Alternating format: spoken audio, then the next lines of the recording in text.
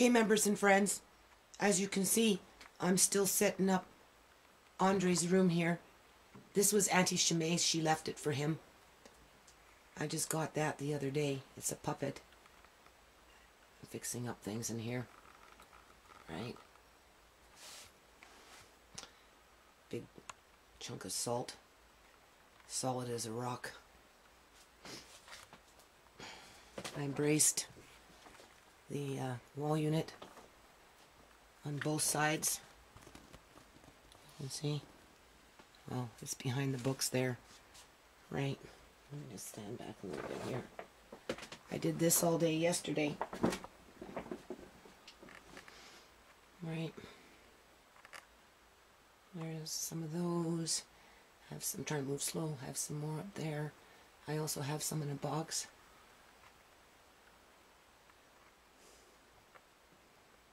Right.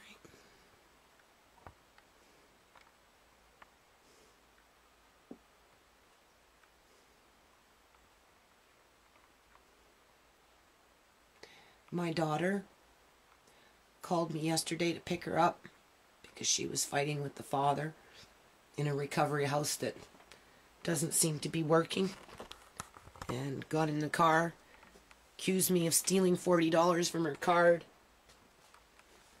Was acting all weird. I told her just go downstairs and, chill out, and I don't know what the hell she wanted, her wig. I said, Sierra, please don't go out. Haven't heard from her since. She's not well. She's lost like 20 pounds and she looks really sick and her brain's just not working. Hold on. Okay, I was in here all day today. I got up into my old envelopes and just started, photocopying. Some, no non-profit stuff, right? Doing all this stuff. Right. Here's the petition. It's already started. I don't know why this thing chirps, but it does. I can hear it. And then this is for the lawyer.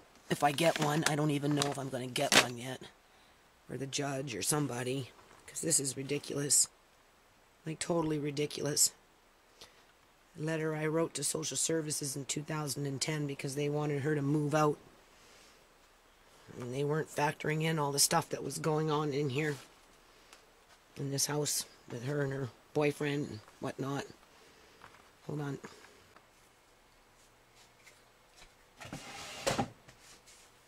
So basically, I just want to keep this brief. I'm exhausted, not eating, not feeling well. I'm going to start losing weight pretty soon. I suppose that's what they want, though. They want to wear you down and make you depressed, and kind of standard practice, right? I last night it kind of hit me at 5 in the morning that, by removing them from the family home and the indigenous women in terms of the maternal, Nana and the aunties and whatnot, and it just so happens my kids are half black, right? So, and then putting him into a white home with a white male with a competing 2.5-year-old little blonde girl for her daddy, and taking away my grandson's support system, his affection, his nurturing, his acknowledgement, and replacing it with a daddy, daddy, daddy, daddy, daddy, daddy, daddy, and quite possibly using drugs on him for whatever purpose, to calm him down or sedate him so that he's more manageable. Maybe they're using an experimental drug now because, they have him, right? They can do what they want with him because they think they own him. And because it's third party, they're administrating it through the foster care parent. Nobody's responsible, not the foster parent. They're just doing what they're being told to do. It's not their child, right? My grandson's just a tool for them, a money machine, something to make them money, something to give them esteem with their friends so they can go and brag about the little boy they're looking after as they, teach him to hate himself, right? Because he was torn away from everything that he loved and who loved him. and replaced with a white male. So he has to compete for affection for a white male. What bullshit is that? That's sick. It's starting to kind of branch off into child pedophilia, in my opinion. They're destroying his sexual identity, his confidence, his natural ability to develop.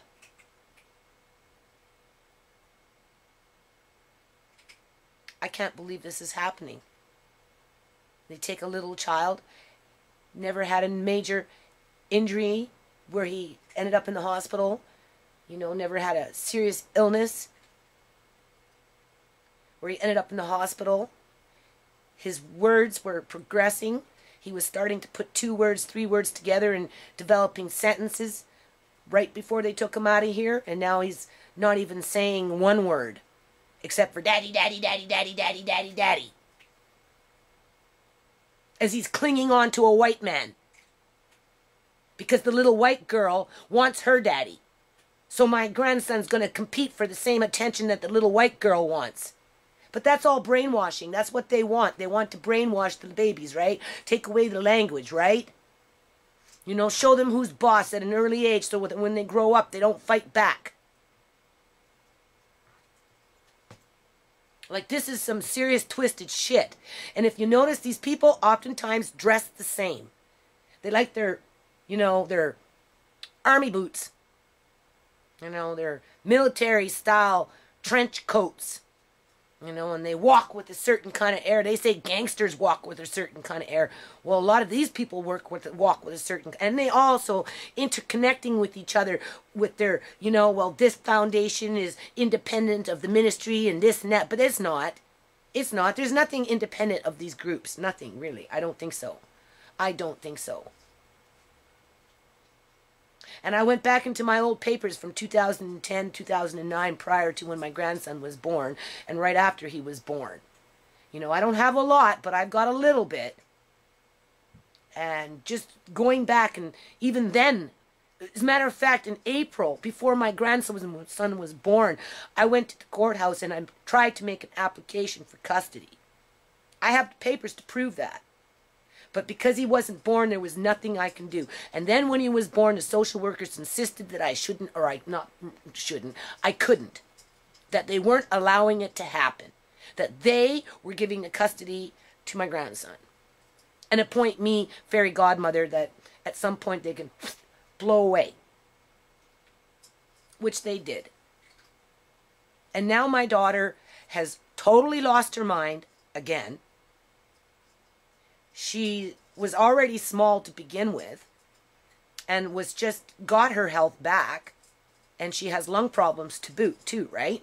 So now she's down to like maybe 80 pounds, 82 pounds, where before she was maybe 95. And she looks deathly. And she's not making any sense when I seen her last night. And she ran off into the dark and disappeared. Well, her boyfriend kicked her out. Because they've been fighting non-stop. And my thing is, if social services really wanted to help her, the first time on December 6th when they called us in for her to set up her plan with her program with her baby to go away for 3 months, but not even a week later, on the 11th, kick her out of the house because she didn't come home, because I made the mistake of phoning and saying she didn't come home, and they took that opportunity to say, get out.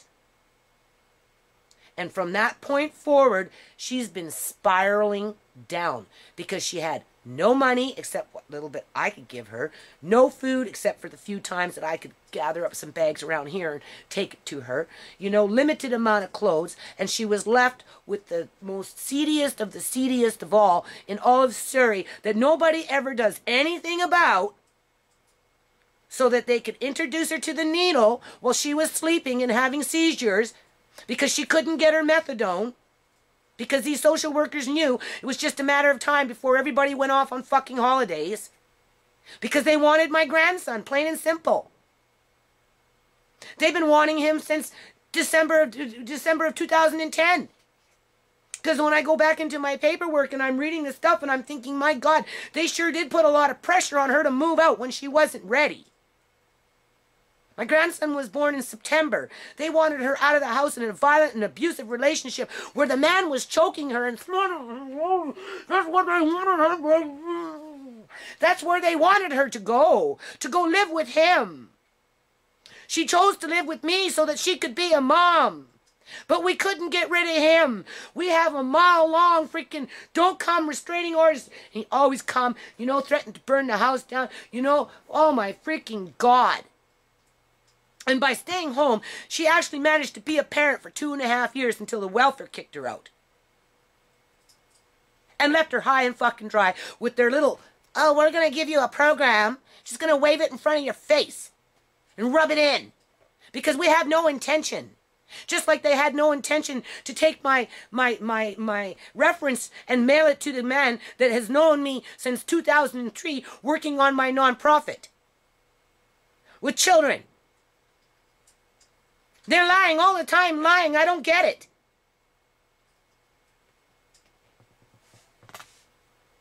Like, why do they even get money?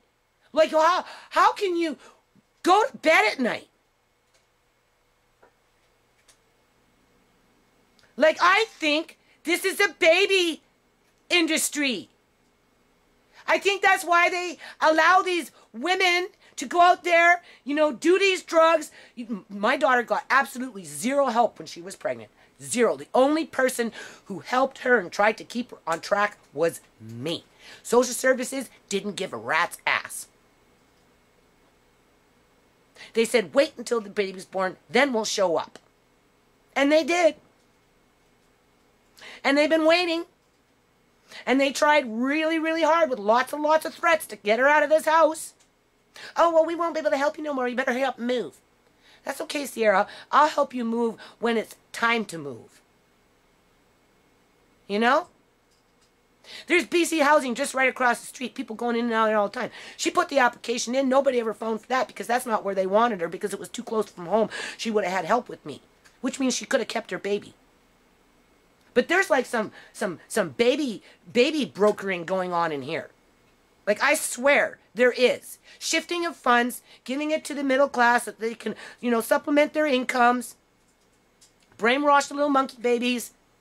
You know, they put their order in. You know, well, I want this, brown eyes, you know, little blonde curly hair, you know, so it accents my child.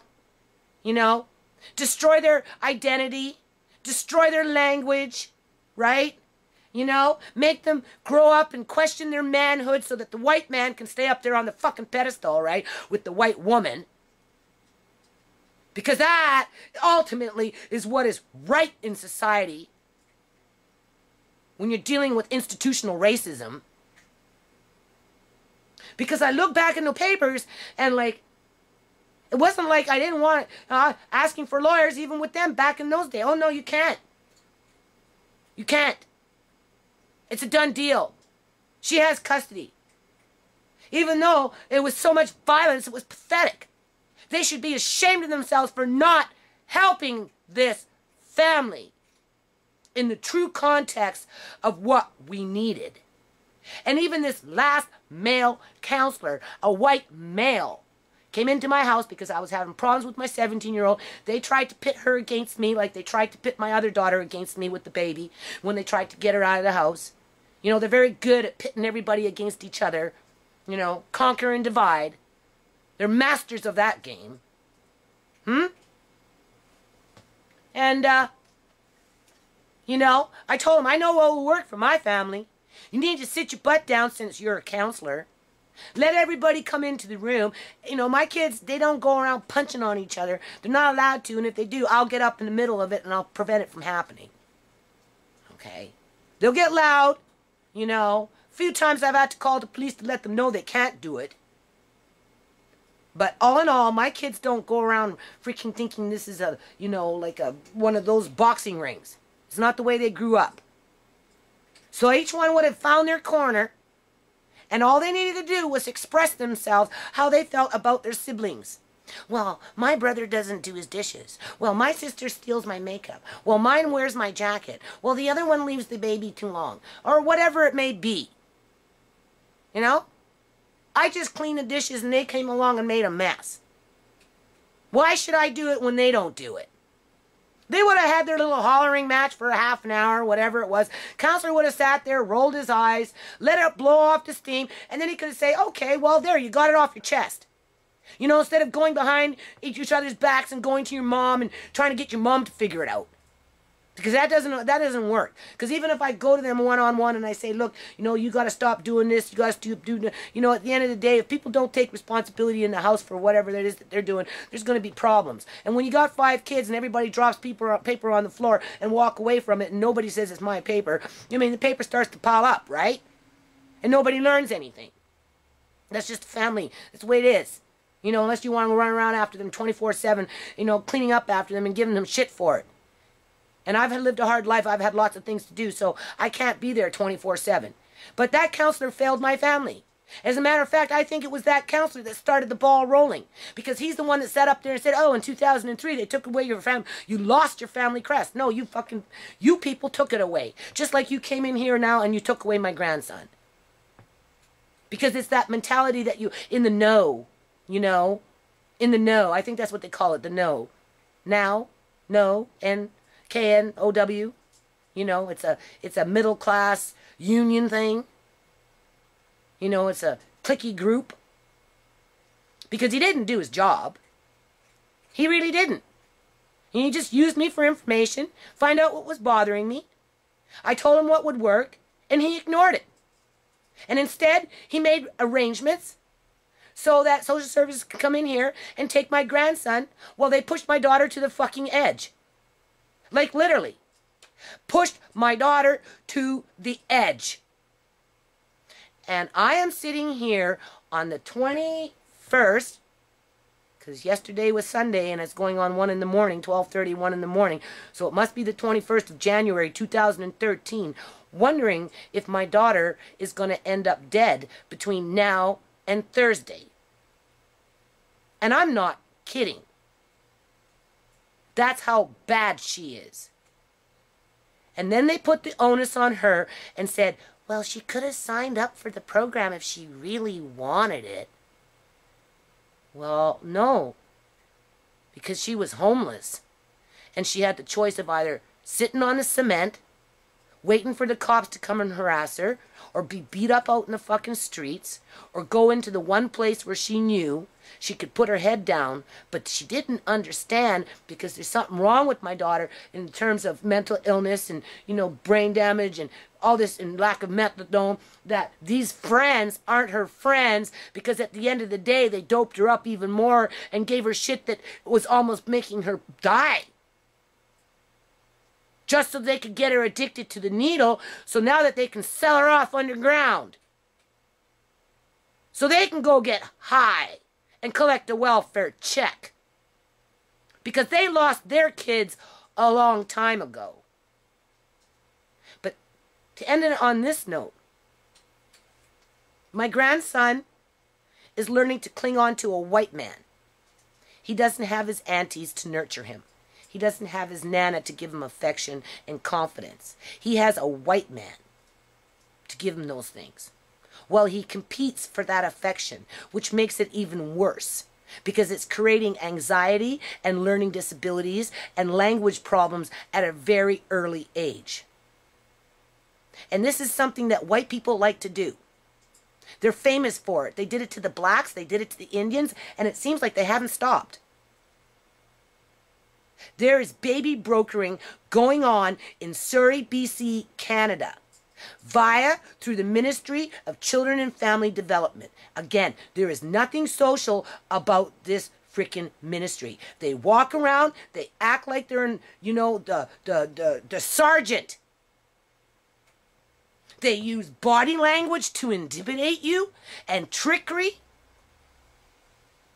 They look for the weakest point, not to make it better and stronger, but to break it open and cause havoc so that they can write down whatever it is that they're writing down and come back in at the most inopportune moment, which, in their opinion, should have been in 2010.